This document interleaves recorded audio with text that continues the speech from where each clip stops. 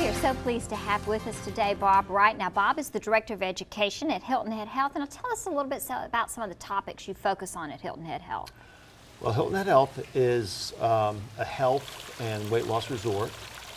We've been there for over 40 years, and so people come and stay with us, and the primary interest that most people have is weight management. And so, as a health educator, I'm talking about issues related to that, whether it's nutrition. Sometimes it's some of the issues that might be challenging, like eating in restaurants, and or the importance of sleep to maintain energy, to be able to do the things that they came there to do, as well as some risk-related things, so heart disease and things like that. So a wide variety of health topics. And we want to talk about some of those risk things today. I know the American Cancer Society talks about how excess weight seems to have a link to cancer. Tell us a little bit about that. Yeah, it's interesting. Just a couple weeks ago, Centers for Disease Control released a report that found that not only does weight have a link, it actually has a very powerful link. And in fact, they said that of all the cancers that are diagnosed in the United States, that 40% of them might have a a weight connection. Wow. So that's pretty powerful. is. There's another organization called the American Institute for Cancer Research, and they say that about 20% of cancer deaths might be directly related to weight. So it's a powerful influence. And the thing that's important for people to recognize is that often people feel like cancer is one of those diseases they don't have as much to control over. Often it's things like maybe even nuclear power or industrial pollution. They think, well, these are things that I can't control. But the reality is that after not smoking, weight is the #1 influence on cancer risk. So if we can keep our weights under control, it has an awful lot to do with keeping our cancer risk under control as well. So how does that weight affect your risk for cancer? It actually affects our risk for cancer for a variety of ways.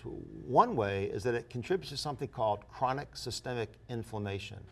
And inflammation is something at that level over a long period of time can contribute to a variety of diseases, including heart disease, diabetes, and some forms of cancer. The other way that it can happen is that body fat is actually an organ, and it produces hormones. And one of the hormones that it produces is estrogen. And so there is a known relationship between postmenopausal breast cancer and excess body fat.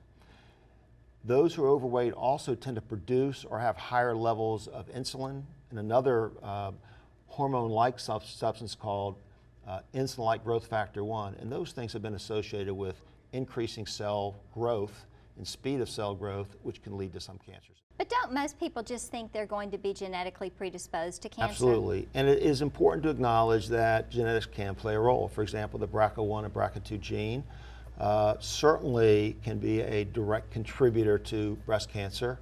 And so I don't want to minimize that. You might hear that it only plays a role in 5 to 10%, but for the people who have it, it's not only. For them, it matters. So I don't want to minimize that, but compared to other things, compared to other some lifestyle factors like weight, our quality of our diet, whether or not we exercise regularly, it really doesn't have as big of an impact as most people would believe. Now, let's say, how much weight do I need to lose to have an effect? That's a great question, because often when people are thinking about weight loss, they think about what do I have to do to get down to the ideal? And sometimes that can seem overwhelming. Now, the evidence isn't quite as strong with cancer as is with heart disease and diabetes, but it appears to be in the same neighborhood, and that is that as little as 3 to 5% can make a difference. Wow. And so to put that in some numbers, if somebody weighed 200 pounds, that could be as little as 6 pounds. Wow. And so it's not like you have to get down to an ideal weight before you begin to make a difference. Wow, that's good. A little bit will certainly go a long way. Absolutely. And I know that we've talked about this too, that there's no special way you have to go about it. You just have to lose weight in a healthy and responsible way. That's exactly it. There's no particular diet, there's no particular exercise plan. You want to do it, you just said it, in a healthy, responsible, sustainable way. That means losing it relatively slowly, eating a healthy, balanced, I think the evidence suggests a plant-focused diet. So, not that it needs to be vegan necessarily, but lots of fruits and vegetables, more colors are better, whole grains, legumes, and then animal products on the side. And then the other area that's really critically important is being physically active. It carries its own impact on cancer risk. And it certainly makes a contribution to helping us lose weight healthfully and keep it off. Well, that's certainly a lot to think about. Now, if you have questions for Hilton Head Health about weight management, go to WSAV.com, click on Coastal Experts, and submit your questions for Hilton Head Health or any of our experts. Thank you for joining us today on Coastal Experts.